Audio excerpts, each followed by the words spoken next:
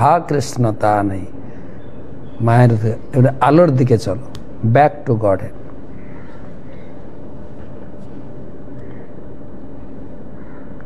যারা তমগুণ দ্বারা আচ্ছন্ন, যারা পশুবধ করার জন্য ধর্ম তৈরি করে, প্রকৃতপক্ষে ধর্ম জাগতিক কার্যকলাপের অতীত।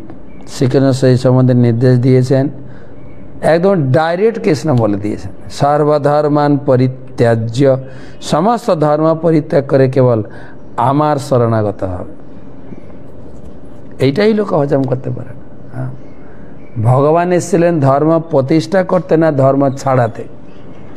সর্বধর্মান পরিত্যাজ্য না ধর্ম গ্রহণীয়, না ভগবান এখানে বলছেন যে ধর্মে কৃষ্ণ পূজা হয় না সেই ধর্ম অবশ্যই পরিত্যাজ্য। এইভাবে ভগবান এবং তার ভক্ত প্রতিনিধিরা পরম ধর্মের শিক্ষা দেন, যাতে পশু হত্যার কোনো স্থান নেই।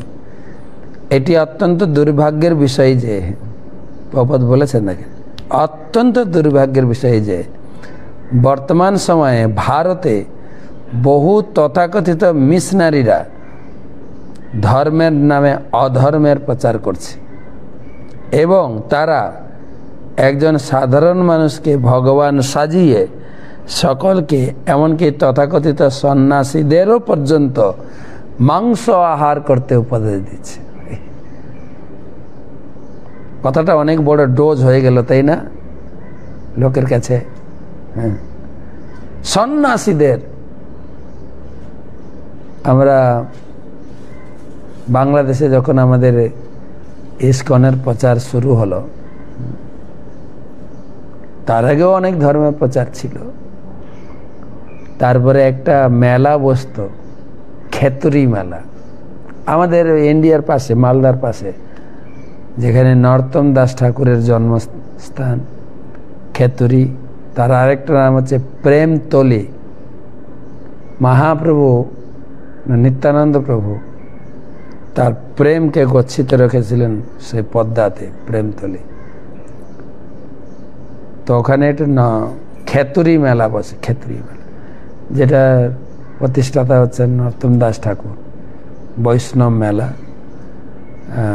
সারা বাংলাদেশ থেকে, সারা পৃথিবী থেকে, যেহেতু বাঙালি মেলা, মোটামুটি অনেক জায়গা থেকে লোক আসত। আর ওই মেলার বৈশিষ্ট্য ছিল হাঁড়ি কড়াই নিয়ে যাবেন, হ্যাঁ, দিয়ে কাঠটার সংগ্রহ করে ওখানে রান্না করে খাবেন। মাছ আপনাকে রান্না করে খেতেই হবে। এটা একটা খেতুরি মেলার নিয়ম। আর অন্যান্য সাধু মহাত্মারও মঠ মন্দিরে সব খেতেন, সেজন্য লোকের কাছে ওটা রুচিকর হয়েছিল।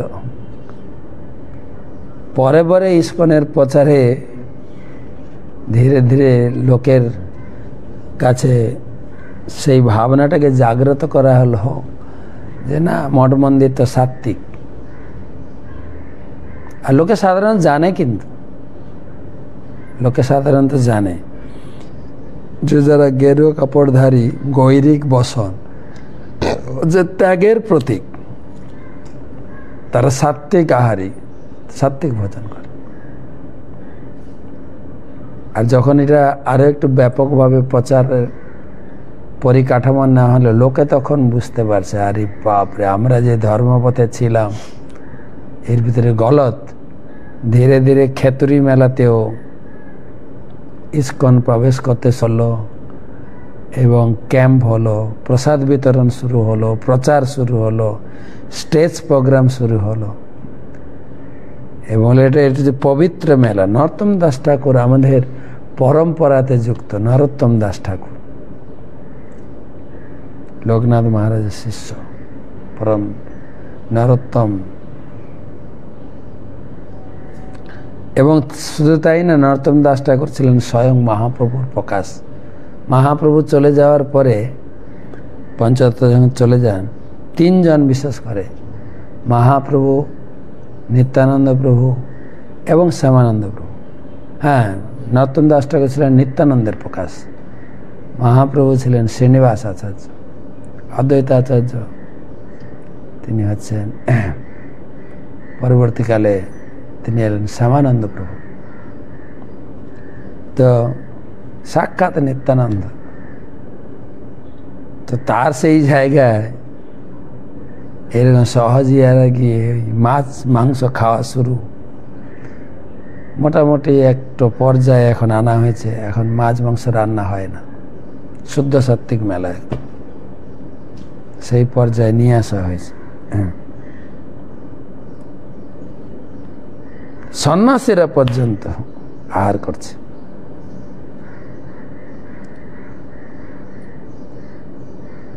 শ্লোক নম্বর 12, অনেক বড় বড় তাৎপর্য। যুক্তে সেবং প্রমত্তস্য কুটুম্বাসক্ত চেতস আশসাৎ সবৈ কালো য প্রিয় প্রিয় যোষিতম।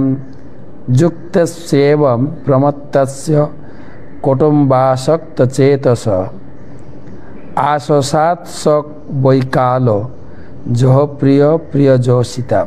এইভাবে রাজা পুরঞ্জন সকাম কর্মের প্রতি এবং তার আত্মীয় স্বজনের প্রতি অত্যন্ত আসক্ত হয়ে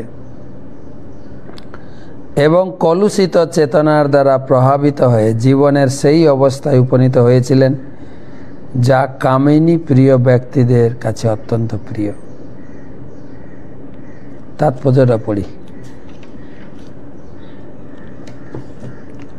এই শ্লোকে প্রিয় যোষিতাম ও অপ্রিয় শব্দ দুটি তাৎপর্যপূর্ণ। যোষিত প্রিয় কথাটির অর্থ যে যারা মেয়েদের সঙ্গ করতে ভালোবাসে, যারা জড় সুখ ভোগের চরম অবস্থা হচ্ছে মৈথুন, এবং যারা সেই জড় সুখ ভোগের প্রতি অত্যন্ত আসক্ত তাদের কাছে মৃত্যু মোটেই প্রিয় নয়।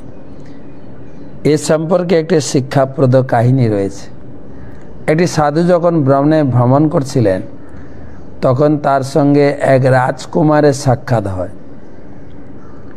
এবং সাধু তাকে আশীর্বাদ দিয়ে বলেন, রাজকুমার, রাজ ও পুত্র চিরঞ্জীব, তুমি চিরজীবী হও। তারপর সেই সাধুর সঙ্গে এক ভক্তের সাক্ষাৎ হয়। তখন তাকে বলেন, তুমি জীবিত থাকতে পারো, মরতে পারো, জীব বা মরো বা। তারপর সাধুর সঙ্গে এক ব্রহ্মচারীর সাক্ষাৎ হয়। তিনি তাকে আশীর্বাদ দিয়ে বলেন, তোমার এক্ষুনি মৃত্যু হোক, মণিপুত্র মা জীব। অবশেষে সাধুর সঙ্গে সেই এক ব্যাধের সাক্ষাৎ হয়। তিনি তাকে আশীর্বাদ দিয়ে বলেন, তুমি জীবিত থেকো না এবং মরেও যেও না, মা জীব মা মর। এই কাহিনীর সারমর্ম হচ্ছে, যারা অত্যন্ত কামুক এবং ইন্দ্রিয় সুখ ভোগে লিপ্ত তারা মরতে চায় না। রাজপুত্রে ইন্দ্রিয় ভোগের জন্য যথেষ্ট ধন সম্পদ ছিল, তাই মহান ঋষিটি তাকে বলেছিলেন তিনি যেন চিরজীবী হয়। যতক্ষণ তিনি বেঁচে থাকবেন ততক্ষণ তিনি জীবনকে উপভোগ করবেন, কিন্তু মৃত্যুর পর তাকে নরকে যেতে হবে। তাই এই জগতের লোকও একে অপরকে আশীর্বাদ দেয়, আয়ুষ্মান ভব, দীর্ঘজীবী হ। কেউ লিখে দেয় অমর রহে, লিখে দেয়। তুমি নিজে অমর না, তুমি কয়দিন বাঁচবে ঠিক নাই, তুমি আবার আয়ুষ্মান ভব। আমার গুরুদেবকে দেখে না, কেউ যখন আশীর্বাদ নিতে আসেন গুরু মহারাজ আশীর্বাদ দেয়, কৃষ্ণে মতিরস্তু, বা যেখানে যে বিগ্রহ থাকে। দিল্লিতে গুরু মহারাজ আছেন, যে আশীর্বাদ নিতে আসেন, পার্থ সারথি মতিরস্তু, ওখানে বিগ্রহ পার্থ সারথি। এইটা আমার দিতে পারে আশীর্বাদ, কৃষ্ণে তোমার মতি হোক, ধর্মে তোমার মতি হোক। আর সাধারণ লোক কিরকম আশীর্বাদ দেয়, হ্যাভ ইউ লং লাইফ, তোমার দীর্ঘজীবী হোক। আরে তুমি নিজেই লং লাইফ না, তুমি আর। এখানে বলছেন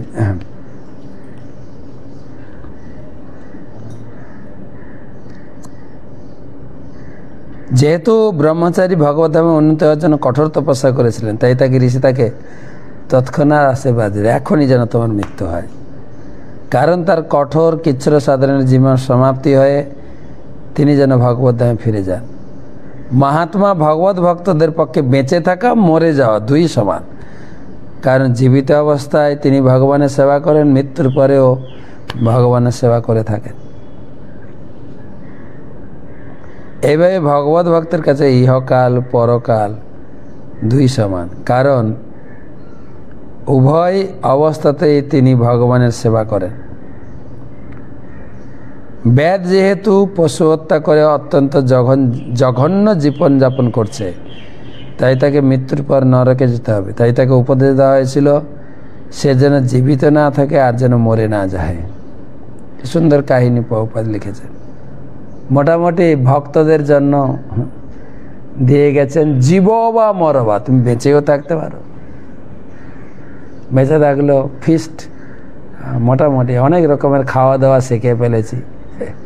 আগে হয়তো একটু মাছ ভাত খাইতাম, এখন তো পনির যে কত ভ্যারাইটি, যে পনিরের কালিয়া, পনিরের মশলা, বাটার পনির, পনির চচ্চড়ি, পনির ভাজি, পনির পকোড়া, ওরে বাপরে, জীবনে কোনো পনির সবজি খাইনি, এখানে এসে খাওয়া শিখেছি।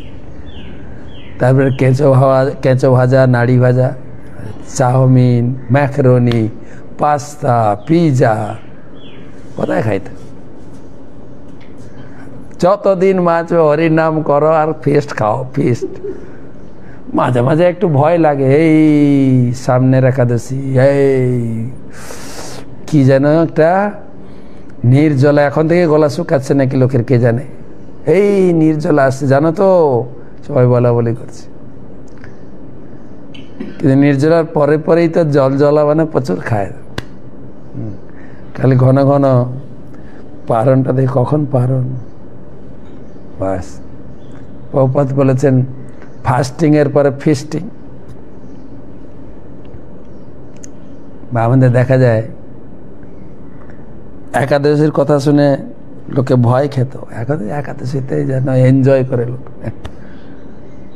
একাদশীর দিন এমনি দিনে 3 বার খায়, একাদশী 3 বারের একটু বেশিও হয়ে যায়। হ্যাঁ, তারপর অনেক কিছু নতুন নতুন আবিষ্কার করা হয়েছে এখন। আগে ছিল সাগুদানাতে ছিল, তারপরে এলো এখন শ্যামা চাল, এখনো হয়েছে কি নতুন নতুন নাম, বাকুইট, আর এটা কি আছে যেন কিনুয়া, শোনাই যায় না, আমি কখনো শুনি নাই কিনুয়া। আর নতুন কিছু বের করা যায়, দেখ আর কিছু, তার যত নতুন নতুন বেরোচ্ছে পুরানোগুলো বাদ যাচ্ছে।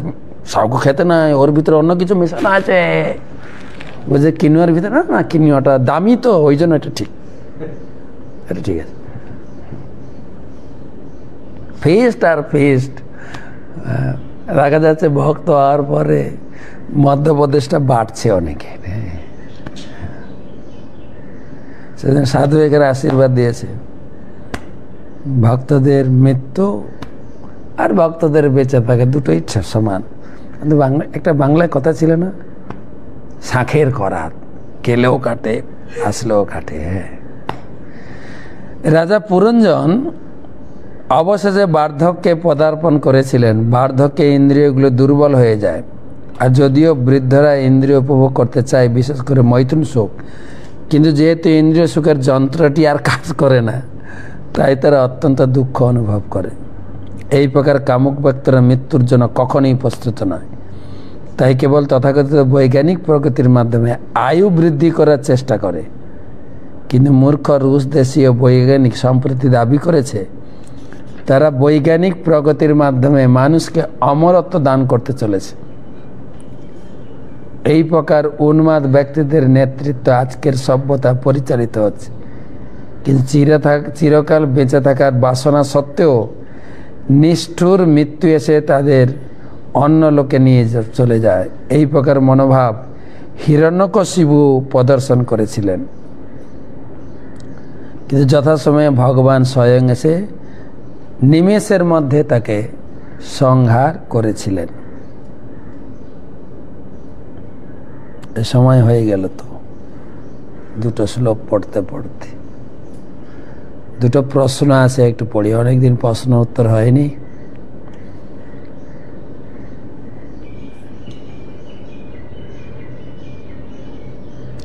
প্রশ্ন করেছেন শর্মিলা মান্না।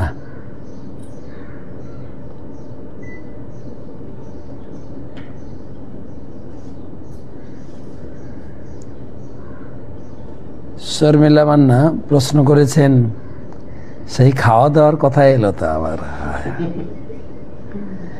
একাদশীতে কাজু বাদাম খাওয়া যায়? হ্যাঁ, কাজু বাদাম তো প্রিয় একাদশীর। এখন কাজু বাদাম দিয়ে সব আছে।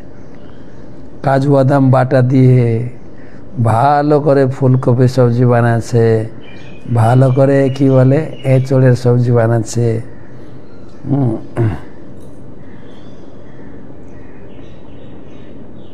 শর্মিলা মান্না, হাওড়া।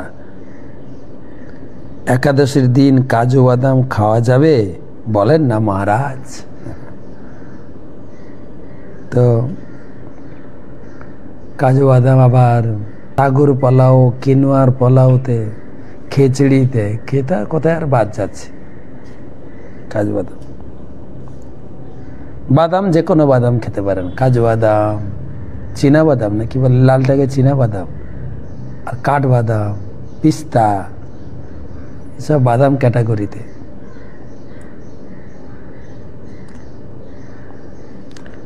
ওগুলো খেতে পারেন, টেস্টি করে খাবেন আর ভালো লাগবে। হ্যাঁ, একটু রোস্টেড করে খাবেন।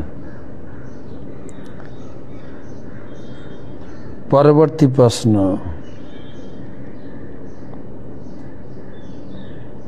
সুলক্ষণা তুলসী দেবী দাসী।